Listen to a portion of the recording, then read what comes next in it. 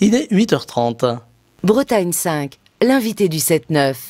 Et ce matin, nous sommes en direct avec Pierre Karleskind. Il est député européen, membre du groupe Renew Europe, président de la commission pêche du Parlement européen. Il est venu jusqu'à nous de bon matin pour être en direct donc au micro de Bretagne 5 matin. Je l'en remercie. Bonjour. Bonjour. Alors Pierre Karleskind, on parle beaucoup aujourd'hui de la pêche. On va évidemment y venir. Mais j'ai lu quand même sur les réseaux sociaux, parce que je m'y intéresse, que vous êtes le 9e député européen le plus influent sur le Green Deal. Ça fait plaisir? Oh, ça fait plaisir, mais ça oblige surtout. Ça oblige, parce que ce genre de classement, dont d'ailleurs j'ignore exactement comment il est fait, j'imagine qu'on va me l'expliquer dans les jours qui viennent, mais ce genre de classement oblige surtout, parce que nous allons rentrer dans une nouvelle phase justement du Green Deal. Nous avons beaucoup parlé stratégie, objectifs, chiffres, mais maintenant il va falloir que ça devienne de la législation, de la réglementation. Comment on fait en sorte que demain on utilise d'autres carburants, que eh bien les voitures polluent moins? Comment est-ce qu'on fait en sorte, et c'est le sujet que je suis particulièrement, que le transport maritime eh bien, change du fioul lourd, du fioul, peut-être demain au gaz, et puis après-demain à l'hydrogène? Toutes ces questions, eh bien, nous avons 2 ans et demi encore de mandat au Parlement européen pour adopter les textes qui feront entrer tout ça dans le concret. Alors, bientôt, l'Europe sera dirigée pour 6 mois par la France. Est-ce que ça va permettre aussi, peut-être, aux députés européens français que vous êtes, de faire passer des idées, de faire passer des textes, de faire changer des mentalités, pourquoi pas? Alors, c'est vrai que la présidence française de l'Union européenne, qui va se dérouler donc, du 1er janvier 2022 au 30 juin 2022, ça va être une belle occasion de faire en sorte qu'un certain nombre d'objectifs que nous avons portés, je pense en particulier à mes collègues de ma délégation Renaissance et moi-même, nous avions un programme sur lequel nous avons été élus, et en très grande partie, ce programme, c'est devenu à la fois la feuille de route de la Commission européenne, avec ses objectifs de pacte vert, de neutralité carbone en 2050, de réduction des émissions de gaz à effet de serre de 55% d'ici 2030. Alors c'est beaucoup de chiffres, mais c'est quand même pour dire que nous avons des étapes. Et donc vraiment, ce sont 6 mois dans lesquels à la fois nous allons être à la fois entre les États, donc les pays de l'Union européenne, et puis le Parlement européen qui, ensemble, vote en fait les lois européennes. Nous allons être en quelque sorte dans une caisse de résonance. Et donc, je crois beaucoup que ce vont être 6 mois très utiles pour l'Union européenne, pour faire avancer un certain nombre de textes. Vous savez, discuter entre 450 millions de citoyens, 27 pays, c'est pas toujours facile, on n'a pas toujours les mêmes points de vue, on n'a surtout pas les mêmes histoires. Et ça, ce sont des choses à prendre en compte. Donc je pense que nous avons une belle fenêtre pour 2022 pour faire avancer l'Europe. Voilà, fenêtre de tir en tout cas, s'il en est, avec un contexte un peu particulier, puisque on a les élections ici en France, élections présidentielles, élections législatives. Voilà, le contexte va quand même être peut-être un petit peu tendu, particulier. Alors, le contexte va être un petit peu particulier, mais vous savez, j'ai la faiblesse de croire, et peut-être est-ce une des principales raisons qui m'ont amené à le soutenir. Emmanuel Macron est un président fondamentalement européen. Nous avons, depuis de nombreuses années, c'est la première fois depuis de nombreuses années que nous n'avons pas entendu une seule fois, depuis 4 ans, un seul ministre dire « c'est la faute à l'Europe » ou « c'est la faute de Bruxelles ». Souvenez-vous, avant 2017, c'était tout le temps la faute de Bruxelles quand il y a quelque chose qui se passait mal en France. C'était tout le temps le cas. L'avez-vous entendu une seule fois depuis 2017? C'est pas le cas. Et je crois que, pour le coup, on a montré aussi que, d'abord, la France est dans l'Union européenne, elle prend part aux décisions, et en plus, elle prend part de façon très active. C'est le travail que je mène avec mes collègues au Parlement européen dans notre délégation Renaissance, c'est le travail qu'Emmanuel Macron et ses ministres ont fait depuis 4 ans, et de façon assez brillante au sein de l'Union européenne. La France a regagné en influence, et c'est tant mieux. Alors, il y a beaucoup de sujets, on ne va pas tous les balayer, ce serait fastidieux, on n'aurait pas assez de la matinale. On parle beaucoup du développement du transport maritime, du transport avec aussi ce côté vert, hein, vous le soulignez à l'instant, Pierre Karleskind. On parle aussi du développement et de la place des ports bretons dans le marché européen et plus encore mondial aujourd'hui. Comment l'Europe peut peser justement sur cette Europe des ports, allais-je dire, dans ce marché mondial où on va, la Chine quand même, prendre beaucoup de place? Alors on a un vrai enjeu dans les années qui viennent. Déjà, il faut que l'Europe prenne conscience de ce qu'elle est. C'est pas toujours le cas, et c'est vrai que souvent en France, je le vois parce que depuis Bruxelles ou Strasbourg où nous siégeons, je suis toujours un petit peu surpris quand je lis la presse française du peu de cas que nous faisons de la réalité, notre appartenance à l'Union européenne. Il faut que nous ayons conscience d'une chose, l'Europe, l'Union européenne, c'est la première puissance commerciale du monde. C'est avec nous que se font la plupart des échanges dans le monde. Et ça nous met dans une position particulière d'influence. C'est-à-dire que quand nous décidons que les bateaux qui arriveront sur notre territoire devront respecter telle norme en termes de sécurité maritime, par exemple, ou bien en termes de gasoil utilisé, de fuel utilisé, eh bien, c'est la première puissance commerciale qui parle, et donc en fait nous avons la possibilité de faire changer le monde entier dans tout ça, et ça nous devons en avoir conscience. Alors sur la question des ports, on a un vrai enjeu dans les années qui viennent, c'est que on voit la reprise économique qui se fait tambour battant, tant mieux, parce qu'aujourd'hui ce sont des gens qui retrouvent des emplois partout dans le monde, évidemment dans notre pays, dans notre Union européenne, mais partout dans le monde, tant mieux, sauf qu'il y a clairement un engorgement des plateformes portuaires. Et le modèle des très grands ports, Rotterdam, Anvers, puis évidemment les ports chinois, arrivent à buter sur quelque chose qui est simplement qu'aujourd'hui, il y a des files d'attente qui s'allongent. Et bien, je crois que dans cette perspective, nos petits ports, si je puis dire, et en particulier en Bretagne, nous en avons quelques-uns, peuvent tirer leur épingle du jeu avec ce qu'on appelle le report modal, de se dire, à un moment, c'est peut-être mieux que les marchandises, elles passent par bateau que par camion. Tous ces bateaux qui arrivent dans nos ports bretons, vous savez, ce sont entre 6 et 8 millions de tonnes qui sont évitées sur les routes. Vous divisez ça par 33 et vous comptez le nombre de camions que nous évitons sur les routes bretonnes. Voilà, on peut imaginer une interconnexion avec le ferroviaire aussi, pourquoi pas? C'est vraiment un objectif pour les années qui viennent, et c'est ce sur quoi on va travailler. Et alors, sans rentrer dans les détails techniques, il va y avoir la révision d'un règlement sur le réseau transeuropéen de transport qui va arriver sur la table du Parlement d'ici la fin de l'année ou au début de l'année 2022. Je suis membre de la commission de transport, donc je vais m'y atteler très précisément. Et un des objectifs, c'est de faire rentrer en particulier le port de Brest-Roscoff dans ce réseau transeuropéen de transport, avec effectivement à la clé une interconnexion ferroviaire. Moi, je me rappelle quand je n'ai pas toujours vécu à Brest, j'ai beaucoup de défauts, et en particulier celui de ne pas être né en Bretagne, mais quand je suis arrivé à Brest, c'est pas grave, c'est pas grave. Voilà, j'ai été très bien accueilli, c'est pour ça que je suis resté. Quand je suis arrivé à Brest, je voyais des trains de fret. Des trains de fret partir du port de Brest. Eh bien, ça fait malheureusement bien des années que je n'en vois plus partir. Eh bien, il n'y a aucune raison que nous ne soyons pas capables de rétablir cela. Ça va demander des investissements et ça va demander qu'on travaille effectivement à ce que Brest rentre dans ce réseau transeuropéen de transport. Alors, on parlait de Roscoff. Il y a cette voie de chemin de fer de Roscoff qui ne fonctionne plus. Là, on fait un petit peu local, hein, permettez-moi, mais qui ne fonctionne plus, qui est un peu à l'abandon. On imagine que si la SNCF ne s'y intéresse pas, eh bien, la ligne va tomber en désuétude. Est-ce que l'Europe a un projet peut-être de maillage ferroviaire justement pour ces petites lignes, et là justement ça nous ramène au port? Alors, vous savez, l'Europe, on lui demande beaucoup de choses. Je suis toujours frappé quand, par exemple, sur ce genre de questions, surtout plein d'autres questions, on n'arrête pas de dire, oh là là, l'Europe est lointaine, l'Europe est technocratique. Vous savez, l'Europe, ce sont 30 000 fonctionnaires. C'est moins de fonctionnaires que la mairie de Paris, par exemple. L'Europe, enfin la Commission européenne, c'est finalement pas si énorme que ça. Or, est-ce qu'on peut demander à cette finalement petite équipe de s'occuper de tout? Moi, je ne crois pas. Et donc, typiquement, vous savez, sur le maillage ferroviaire, autant demandons à l'Europe de mailler de façon grande, de faire les gros tuyaux. Petits tuyaux, à un moment, il vaut mieux se décider au niveau local. Et c'est ça, un des principes importants de l'Union européenne, que l'Union européenne ne se mêle pas de tout, parce qu'il y a des moments, on n'a pas besoin que les choses se passent à Bruxelles. Je pourrais vous donner des autres exemples sur la pêche, et je pense que nous y viendrons, où on aimerait que justement que Bruxelles ne s'en mêle pas. Donc sur ce genre de sujet, vraiment, il faut que ce soit des décisions locales et portées et financées localement.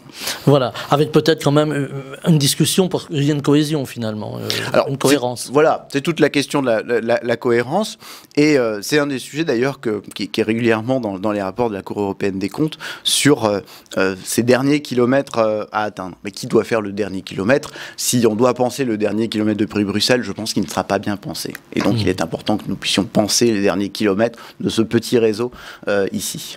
Voilà, une Europe qui donne un tempo, mais qui laisse quand même beaucoup de liberté, quoi qu'on en dise. Il faut. Alors, on va parler des choses qui fâchent aujourd'hui en mer pas très loin d'ici, du côté de Jersey, avec cette situation explosive entre les pêcheurs, alors bretons, mais plus largement normands et français, avec ce Brexit qui a vu la Grande-Bretagne quitter l'Europe. Brexit qui a des conséquences, Brexit qui aussi n'est pas forcément, en tout cas dans les termes qui ont été dictés, bien respecté du côté britannique. On a vu des affrontements quasiment ces temps derniers entre pêcheurs bretons entre autres, et puis les autorités britanniques. Ça a fait railler dur, comme on dit. On en est du dossier?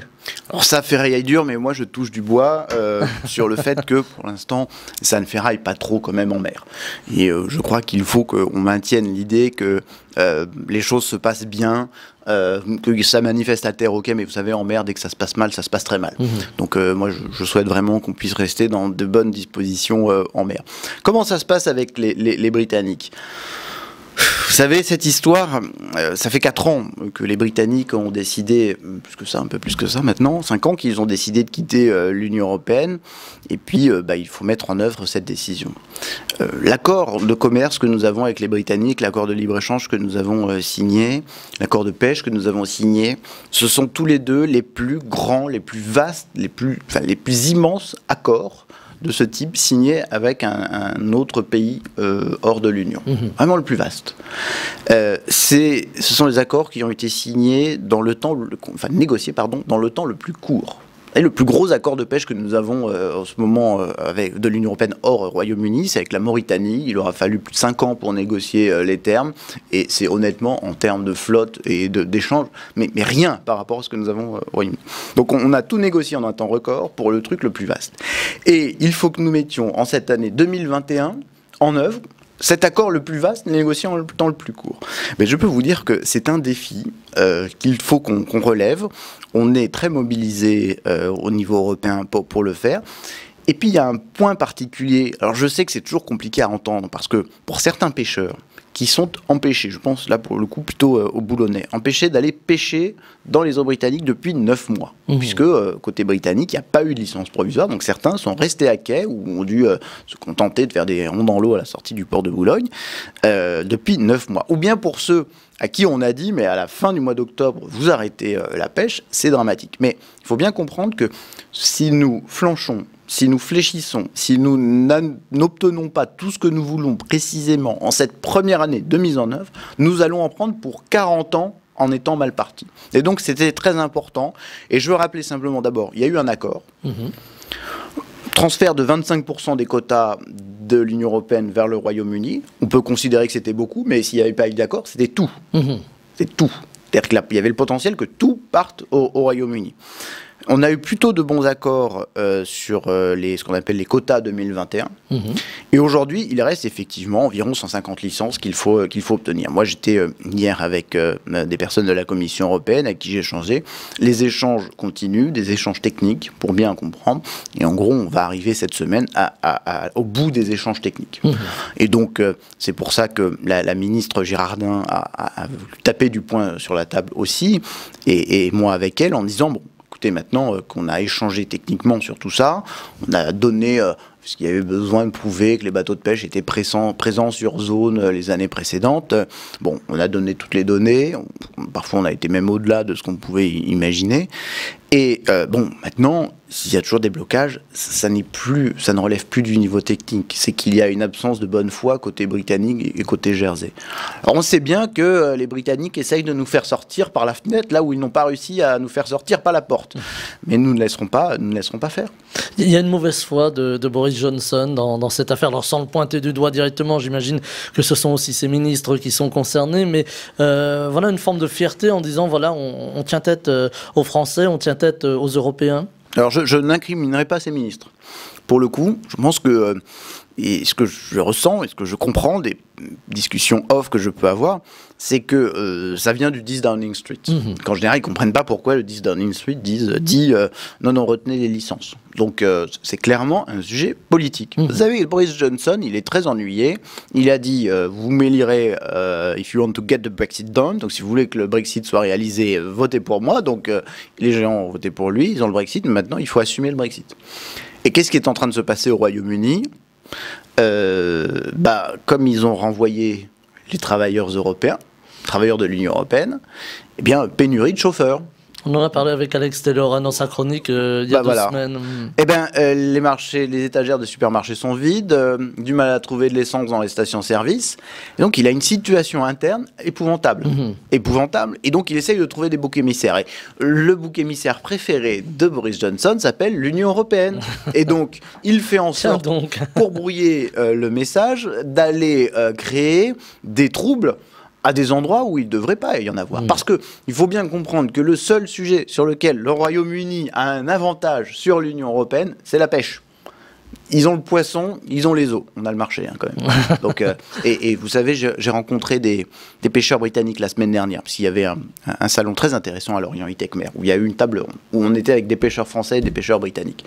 Tout ça pour dire quand même qu'entre pêcheurs, ça se parle. Ça fait des siècles que ça se parle et que ça travaille ensemble. Le dialogue n'est pas rompu. Mais non, et les types, ils n'ont pas attendu qu'un zozo au 10 Downing Street mette le bazar entre eux pour continuer à travailler ensemble. Au contraire, ils disent, nous, on a besoin de travailler ensemble, on a un espace commun et une ressource commune à gérer. Eh bien, ils disaient, ils en ont marre d'être d'être les otages politiques d'un Boris Johnson qui utilise la pêche à tort et à travers pour régler des comptes politiquement. Effectivement, finalement, Boris Johnson, il adore un truc. Il adore quand l'Union européenne menace le Royaume-Uni de mesures de rétorsion. Parce que du coup, il peut apparaître comme le sauveur du Royaume-Uni face à la dictature technocratique européenne. Voilà, c'est dit avec le cœur, on le sent en tout cas. Pierre Karleskind, il y a aussi des crispations en baie de Saint-Brieuc. Alors là, ça nous ramène un petit peu sur un débat franco-français, mais finalement, on est quand même dans l'espace maritime. Les éoliennes en baie de Saint-Brieuc, alors fallait-il les construire, fallait-il arrêter le projet? C'est ce qu'on entend aujourd'hui. Néanmoins, on est là sur un phénomène de crispation qui ne va pas en s'apaisant. Alors on est effectivement sur un phénomène de crispation, sur un projet qui est probablement parti de façon un peu compliquée. Avec, moi je veux le rappeler parce qu'on a tendance à un petit peu l'oublier, un engagement français très particulier, parce que nous sommes le seul pays dans l'Union européenne à avoir fait ce choix. Et ce choix a été de dire que la pêche pourra continuer au sein des champs éoliens une fois que les travaux seront finis. Ça signifie quoi? Ça veut dire que l'ensemble des câbles qui relient les éoliennes à la terre, donc enfin, d'abord à un hub, puis à la terre, ils sont tous ensouillés. Donc on creuse le fond, on enterre le câble et on referme le fond. Alors évidemment, au moment des travaux, ça a plus d'impact. Ça a plus d'impact, d'autant plus que le fond de la baie de Saint-Brieuc, c'est pas du terrain meuble, hein, c'est du terrain rocheux, donc ça demande un petit peu de travail. Et puis effectivement, on est sur un projet industriel. On n'est pas dans une construction classique d'une maison que vous faites sur un terrain. Vous êtes sur un projet industriel assez novateur, avec un industriel qui effectivement lui-même tâtonne un petit peu sur la façon de faire. Moi j'ai senti quand même qu'on a un industriel qui, tâtonnant, n'a pas donné la visibilité correcte, convenable et suffisante au monde de la pêche. Donc un été qui a été un petit peu difficile en termes de travaux, avec des méthodes de travail qui sont voilà, aussi un petit peu impactantes et qui interrogent. Maintenant, je pense que il y a un engagement. Il y a un engagement pour que ça se fasse. Ces éoliennes, elles vont fournir une électricité dont nous avons besoin en Bretagne. Et moi, vous savez ce que je vois sur le littoral européen? Ce que je vois sur le littoral du Sud-Bretagne, aujourd'hui, ce sont les conséquences du réchauffement climatique. On me parle matin, midi et soir de cette invasion de poulpes. Les poulpes ne viennent pas par l'opération du Saint-Esprit. Les poulpes qui sont aujourd'hui en train de prendre la place d'autres poissons qui sont plus valorisés sur le littoral du sud de la Bretagne, eh bien, ils sont là tout simplement parce que l'eau est plus chaude. Et c'est le réchauffement climatique qui est la principale source de danger pour la pêche bretonne. Et ça, je veux le redire avec la conviction qui est la mienne, et je ne néglige pas, malgré tout, les impacts que ce qui se passe en mer dans cette baie de Saint-Brieuc vont avoir au regard des éoliennes, mais le principal danger de la baie de Saint-Brieuc, c'est le réchauffement climatique. Ce ne sont pas ces éoliennes qui, je le répète, permettront encore une partie de la pêche en leur sein une fois qu'elles seront installées. Alors, il y a une contestation sur le promoteur, en fait, de ces éoliennes Iberdrola et sa filiale française El Marine. Et puis, il y a des interrogations aussi sur le rachat de l'électricité, plus de 150 €, hein, je crois, le kilowattheure, le mégawattheure.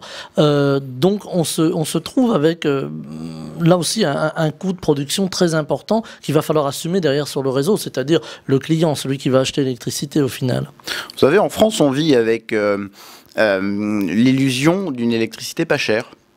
Je rappelle que dans le prix de l'énergie n'est pas inclus le démantèlement des centrales nucléaires, par exemple. Le prix de l'électricité en Allemagne est 2 fois supérieur. 2 fois supérieur. Donc la France a vraiment une électricité la moins chère du monde, mais parce qu'elle ne prend pas en compte l'intégralité des coûts réels de sa production. Alors effectivement, ce champ éolien, il a été attribué avec un prix de rachat tout à fait très supérieur à ce qu'il est pour les autres prix de rachat. Il se trouve aussi qu'il fait partie de la première fournée des champs éoliens. Et quand on veut lancer une filière de construction de champs éoliens, il y a des coûts de structure à prendre en compte. C'est pour ça aussi qu'il est aussi cher. Il est sur un terrain qui est un petit peu compliqué, donc il est plus cher à faire que quand vous êtes sur un fond vaseux ou un fond sableux. Et 2, il a juste fallu mettre tout en place en France pour que ces premiers champs éoliens sortent de terre. Mais vous savez, s'il n'y avait pas ces premiers champs éoliens, il n'y aurait pas les deuxièmes. Au fond, vous pouvez rajouter à cela les investissements qui ont été faits dans le port de Brest. Quand j'étais vice-président en charge des ports, j'avais suivi ça de très près. Mais de la même façon, si nous n'avions pas eu un engagement de l'actuel industriel à venir s'installer sur le port de Brest, moi je vous invite, j'invite ceux qui se disent mais ça détruit de l'emploi ou qui se posent la question sur la réalité des emplois, allez faire un tour, parce qu'en plus, sur le port de Brest, nous avons aménagé un promontoire qui permet de voir visuellement comment les travaux sont en train de se passer d'assemblage des fameuses jaquettes des éoliennes. Mais allez faire un tour, vous allez voir tous ces gens qui travaillent. Eh bien, si nous n'avions pas eu cet engagement d'Iberdrola à s'y installer, nous n'aurions probablement pas pu faire ces travaux sur le port de Brest, ces travaux sur le port de Brest qui permettront demain d'accueillir les industries qui permettront de faire les éoliennes flottantes. Or, le grand enjeu pour notre région, c'est bien les éoliennes flottantes. Nous avons à la fois ce qu'on appelle un gisement, c'est-à-dire une ressource en vent pour les éoliennes flottantes, donc qui sont un petit peu plus au large, qui sont moins impactantes visuellement, moins impactantes pour le monde de la pêche aussi, et puis qui industriellement vont représenter des emplois dans notre région, que ce soit à Brest, que ce soit à Lorient. Donc ayons bien en conscience l'ensemble des données de ce problème, qui certes est compliqué, qui peut susciter de la contestation, mais qui est un tout. Alors, on va, pour ces dernières 5 minutes, Pierre Karleskind, parler de l'Europe, mais de l'autre Europe, celle qui tangue. On pense à la Hongrie, on pense à la Pologne, avec aujourd'hui des Polonais qui sont au bord, même s'ils ont voulu rassurer, en tout cas, leur Premier ministre hier. Allez, on allait presque dire du clash, permettez-moi le terme, il est peut-être un peu fort. Comment travailler avec ces pays qui n'acceptent pas forcément les règles de l'Europe? Mais ils ont accepté les règles de cette Europe. Ils ont signé. Et donc le gouvernement Morawiecki, qui aujourd'hui fait semblant de découvrir que dans les règles que son pays a signées en adhérant à l'Union européenne, il y avait le respect des valeurs fondamentales, eh bien ce gouvernement est à côté de ses obligations. Et vous savez, moi je n'aime pas quand on dit comment on travaille avec la Pologne dans ces conditions. La question c'est comment on travaille avec ce gouvernement polonais.